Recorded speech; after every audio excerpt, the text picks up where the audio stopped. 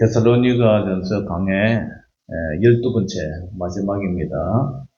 오늘은 데살로니가전서 5장 23절에서 28절까지 제목은 당부라는 말씀으로 설교를 이어가겠습니다. 자, 오늘 데살로니가 전서를 통해서 이제 마지막 이제 단락인데요. 5장 맨 끝절이죠. 사도 바울은 데살로니가 성도들에게 당부를 합니다. 예수 믿는 성도에게 가장 큰 숙제는 뭐냐면은 어떻게 끝까지 이 믿음을 지켜낼 것인가 하는 그 보전의 문제죠. 보전.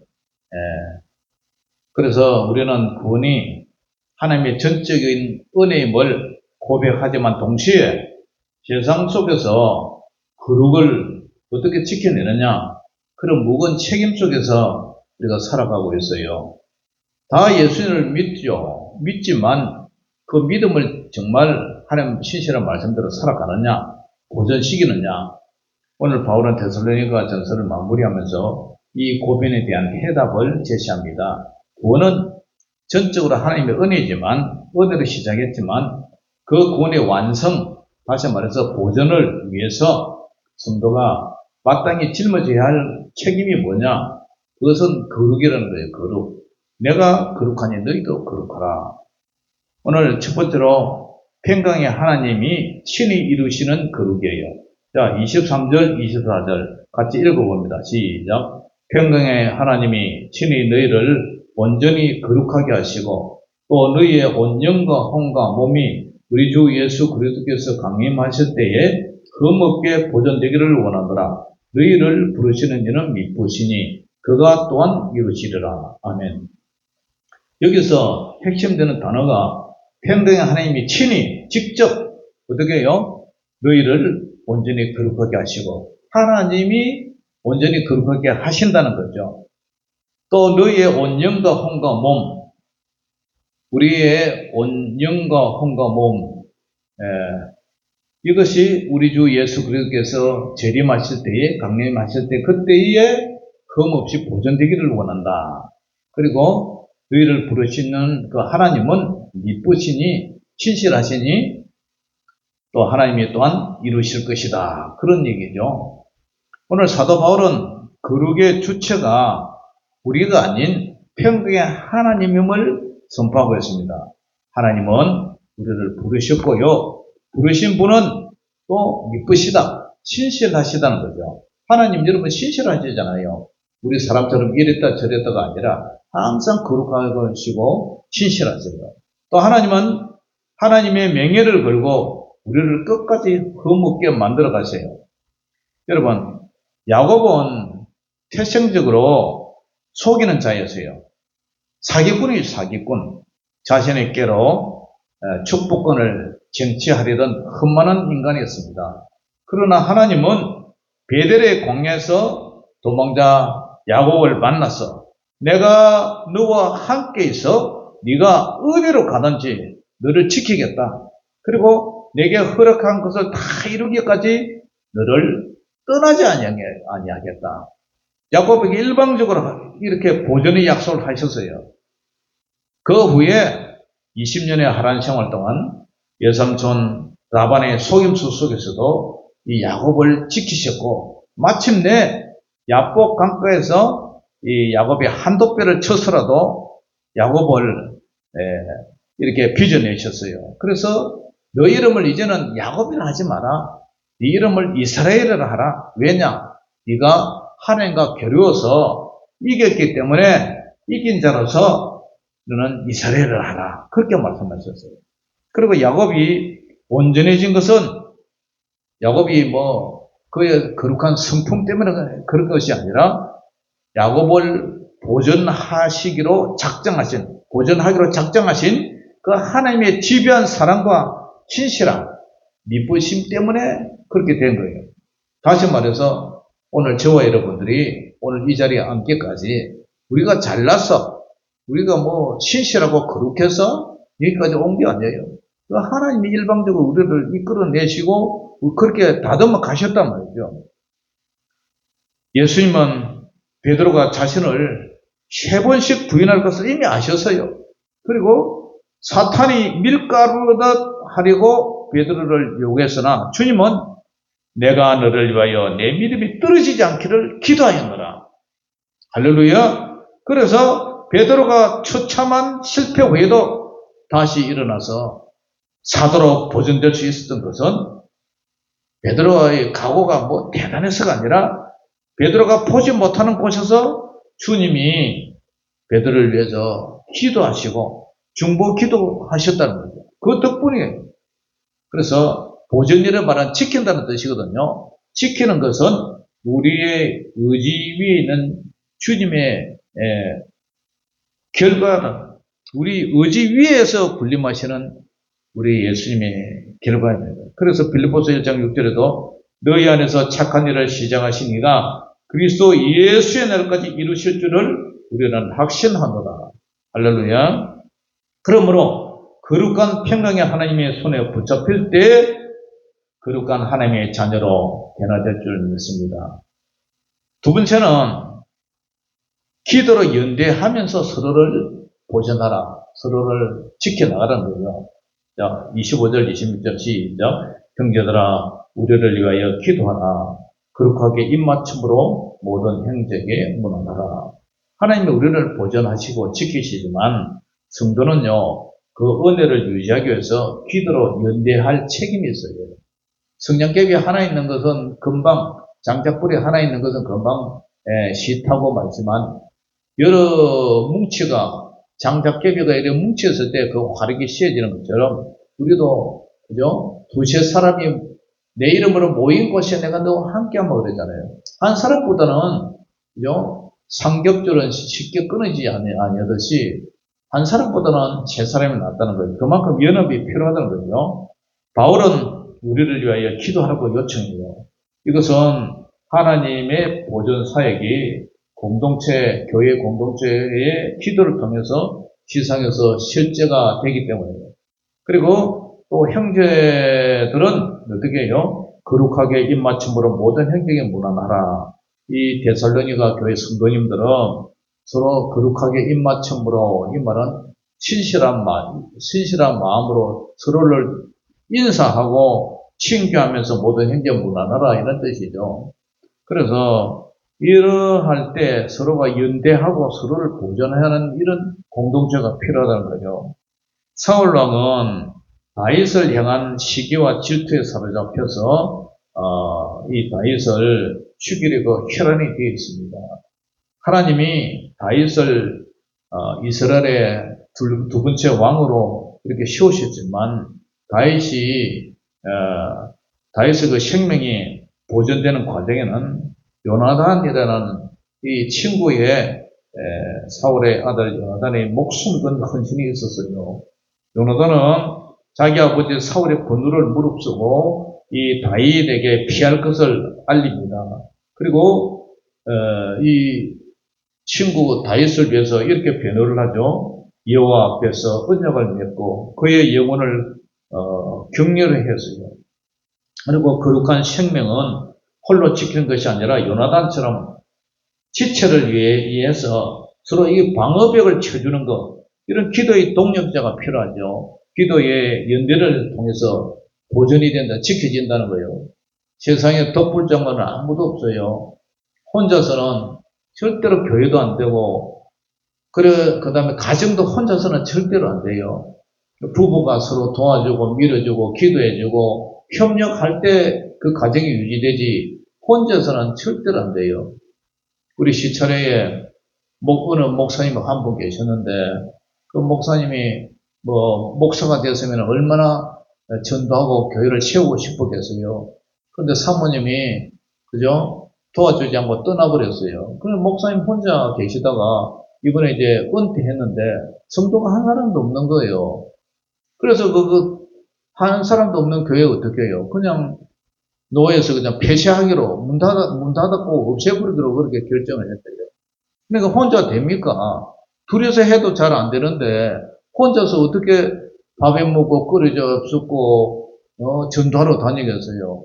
그리고 목사님이 여성이 있는 그런 여자분이 있는 집에 신방 가면은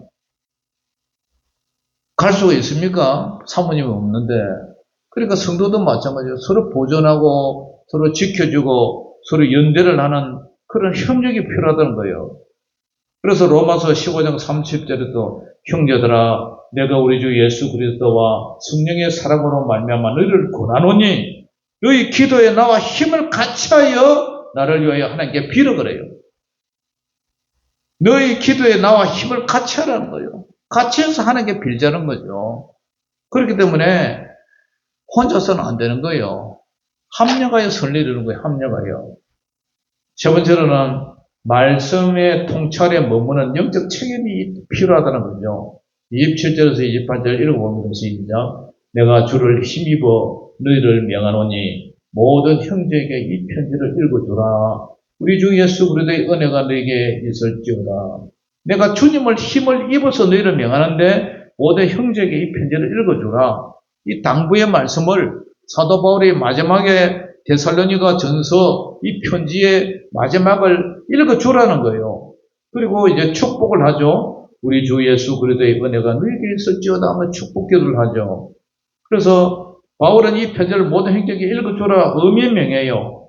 하나님의 은혜는 말씀의 통도를 통해서 흘러요. 성도는 그 말씀을 듣고 순종함으로 자신의 거룩을 지켜낼 책임이 있어요. 70년 포로 생활을 마치고 돌아온 백성들은 자신들의 정체성이 무너져 버렸어요. 그때에 박사 에스라가 수문학 광장에서 새벽부터 정오까지 새벽부터 오전 낮 12시까지 율법을 낭독하고 그 뜻을 해석해 줄 때에 온 백성이 일어납니다. 그리고 경청하여 울면서 해결을 했어요. 말씀이 선포되었고 그 말씀에 자기를 비추는 이 들음의 수가 있을 때 흩어졌던 신앙 공동체는 다시 거룩하게 보존될 줄 믿습니다. 형제야 어찌할꼬 형제야 어찌할꼬 하나님의 말씀을 잊어버리고 살았던 그 세월 이 듣는 게 중요해요. 그 설교를 할 때도 목사님이 여러분에게 설교를 할 때 여러분들이 눈을 똑바로 뜨고 목사님을 쳐다봐야 돼요. 경청을 내야 돼요. 왜냐? 눈을 감으면 마음도 다치거든요. 들음의 수고가 필요해요. 잘 들어야 돼요. 잘 듣고 그 말씀도 내가 이렇게 살아야 되겠구나. 그런 본연의 결단이 있어야 돼요. 그냥 듣고 흐지부지 흘러버리면 속이에 경읽기 하듯이 그렇게 읽어버리면 안 돼요. 그렇기 때문에 우리는 하나님의 은혜로 구원받았지만 인간이 어떻게 거룩을 유지하면서 살아야 할 책임이 있는 거예요. 책임이 있어요. 그래서 사도행전 20장 32절에도 지금 내가 여러분을 주와 및 그 은혜의 말씀에 부탁을 하는데 그 말씀이 여러분을 능히 든든히 세워서 거룩하게 하심을 입은 모든 자 가운데 기업이 있게 하시더라. 거룩하게 하심을 여러분들은 다 입었어요. 저와 여러분들은 성도예요. 성도. 거룩한 것을 쫓는 무리다 이 말이에요. 그래서 예수님의 피값으로 우리는 모두 거룩하게 입음을 받았어요. 목욕하는 자는 이제 회개해서 발만 씻으면 된다. 그와 마찬가지로 우리는 죄에서 구원함을 받았고 거룩한 성도라 부름을 받았어요. 그러면 우리가 어떻게 그 거룩함을 우리가 유지하면서 보존하면서 나가야 되느냐? 지키고 나가야 되느냐? 구원은 전적인 하나님의 은혜로 시작됐지만 그 구원을 흠없이 보존하는 과정에는 성도의 피땀 흘린 책임이 동반이 돼야 돼요. 책임이 필요한 거예요. 하나님의 거룩한 은혜와 인간의 책임이 동반이 돼야 그것이 유지가 된다는 거죠. 그러기 위해서는 첫째로 하나님의 보존을 믿고 우리가 두렵고 떨림으로 구원을 이루라는 거예요. 하나님이 나를 거룩하게 하신 것을 믿어야 된다. 하나님이 나를 십자가 보혈로 깨끗이 씻어주신 것을 믿어야 된다. 그리고 그 믿음은 나타남이 아니라 순종함으로 나타나야 돼요. 그래서 빌립보서 2장 12절에도 말씀처럼 하나님이 내 안에 손을 두고 행하시기에 우리는 더욱 두렵고 떨리는 마음으로 오늘 나에게 주어진 삶의 자리에서 거룩을 선택해야 될 줄 믿습니다. 두 번째는 중보기도의 책임을 다해서 영적 방어선을 우리가 구축을 해야 돼요. 하나님이 우리 교회를 보존하시지만, 지켜주시지만, 우리가 서로를 위해서 기도하지 않으면 어둠의 틈이 생겨요. 틈이 생긴단 말이에요. 사단 마귀가 그 틈 사이로 침투를 한단 말이에요. 요나단이 다윗을 보호했던 지체의 연약함을 비판하는 대신에 그를 위해서 기도의 방패를 들어주는 것이 하나님의 보전사에게 동참하는 성도의 고귀한 책임이에요. 항상 옛날 간첩들도 꼭 군인들이 경계를 세우고 틈 사이에 파고든다. 동해에 중문진, 울진, 중문진, 울진, 삼척 그쪽에 아침에 어부가 고기를 잡는데 시커먼 것이 물에서 올라오는데 보니까 그 물에 잠수정이, 북한에서 내려온 잠수정이 그 건물에 걸려버렸어요.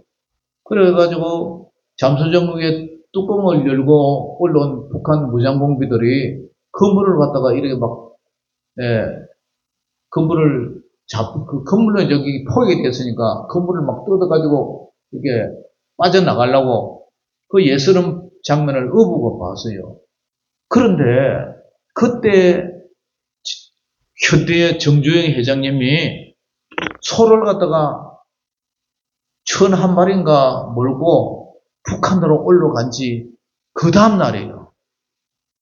그러니까 여기서는 평화를 외치면서 휴전선으로 소떼를 몰고 방북을 했는데 그 사이에 자기들은 간첩선을 내보내가지고 잠수함 있잖아요. 잠수함처럼 보다 작게 생긴 그 잠수정, 그걸 갖다 침투를 시킨 거예요.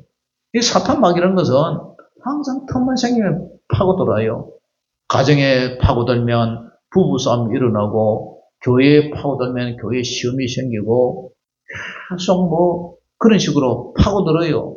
그러니까 우리가 필요한 게 뭐예요? 서로 기도해 주는 거예요. 기도해 주라. 기도는요, 아무리 해도 부족한 게 없어요.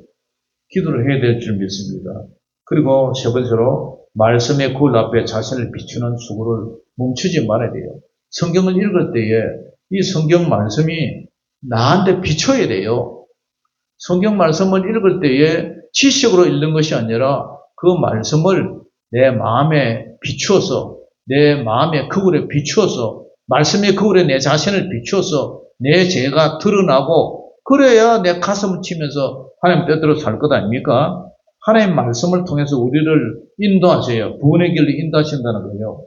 그러나 그 말씀을 들으려 나오고 읽고 묵상하여 내 삶에 적용하는 것, 그것은 바로 하나님의 몫이 아니라 우리의 몫이에요. 인간의 책임이에요. 그것을 은혜라는 성부를 기이 여기며 말씀대로 살기 위해서는 우리는 정말 마음을 다 잡아먹고 의금리를 깨무는 그러한 몸부림이 우리 성도들에게 있어야 된다는 거예요.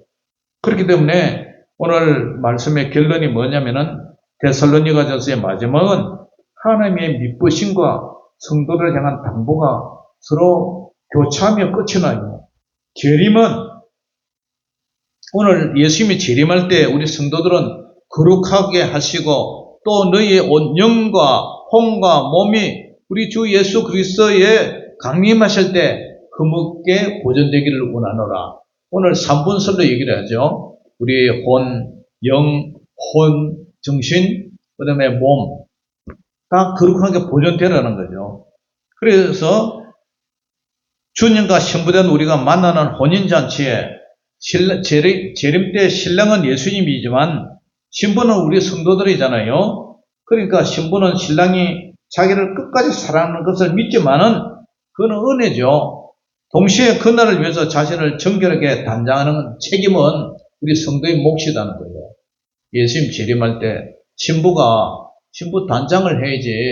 신랑이 오는데 신부가 들어오면은 누가 신랑이 데려가겠어요? 그리고 간단 말이에요. 그렇기 때문에 성도의 보존, 성도를 이렇게 지켜나가는 것은 하나님의 신실하신가, 우리의 신실한 응답이 만나는 지점에서 완성된다. 하나님은 우리 인간들을 사랑하시죠. 사랑하시고 또 말씀을 주시잖아요. 그런데 우리 성도들이 말씀을 받느냐 안 받느냐, 순종하느냐 거부하느냐, 그런 성도의 책임이라는 사실이에요. 그래서 우리가 어떻게 하나님 앞에 고백이 돼요? 하나님, 모든 것이 하나님이 다 하셨습니다. 그 고백과 하나님, 나는 전심으로 순종했습니다. 이 고백이 하나가 돼야 돼요. 그렇지 않으면 안 된다는 거예요. 여보, 내가 당신을 정말 사랑해. 그러면은 아내도 정말 사랑해. 그래야 되는 거지. 그렇지 않으면은 하나가 되지 못하잖아요. 마찬가지로 신랑 대신 예수님과 신부 대신 교회가 그런 은혜와 책임이 함께 할 때에 흠없이 보존이 된다.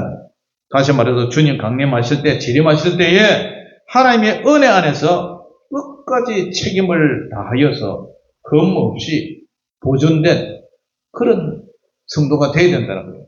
그래서 그것을 오늘 그리스도께서 강림하실 때 흠없게 보존되기를 원하노라. 그리고 우리를 위하여 서로 기도하자. 그런 얘기를 하고 있는 거예요.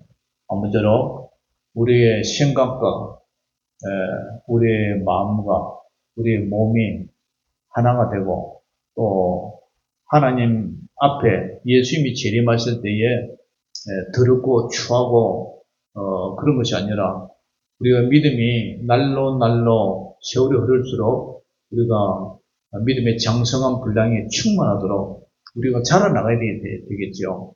우리 믿음이 항상 저지는 먹고 단단한 식물을 먹지 못하는 어린아이와 같은 신앙이 아니라 어제가 다르고 또 이제 올 한 해도 이제 넘어가는데 내년이면 더 우리가 성숙하고 여기말로 철이 드는 세근이 드는 그러한 성도들이 다 되시기를 주의 이름으로 축원합니다.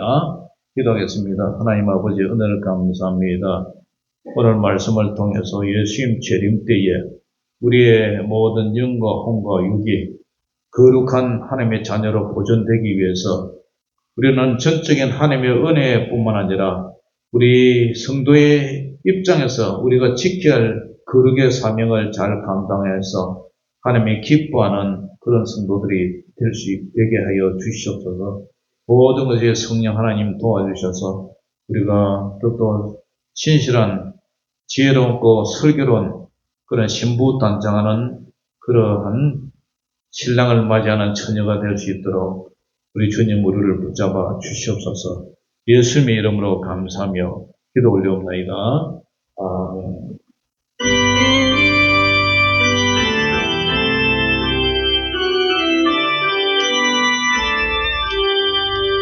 나의 갈 길 다가도록 예수 인도하시니 내 주 안에 있는 긍휼 어찌 심하리요. 믿음으로 사는 자는 하늘 위로 받겠네. 무슨 일을 만나든지 만사형통하리라. 무슨 일을 만나든지 만사형통하리라. 나의 갈 길 다가도록 예수 인도하시니 어려운 일 당한 때도 족한 은혜 주시네. 나는 심히 고단하고 영혼 매우 가라나 나의 앞에 반석에서 샘물 나게 하시네. 나의 앞에 반석에서 샘물 나게 하시네. 나의 갈 길 다가도록 예수 인도하시니 그의 사랑 어찌 큰지 말로 할 수 없도다.